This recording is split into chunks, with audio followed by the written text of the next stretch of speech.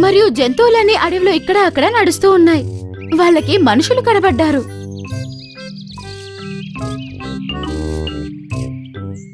మరియు వాళ్ళు వాళ్ళ వెనకాలే వెళ్లారు.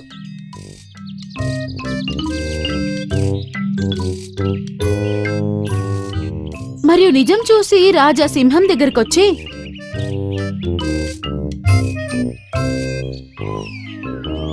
మహారాజా, నేను మీకు ఒకటి చెప్పాలి అనుకుంటున్నాను. బగీరా, చెప్పు.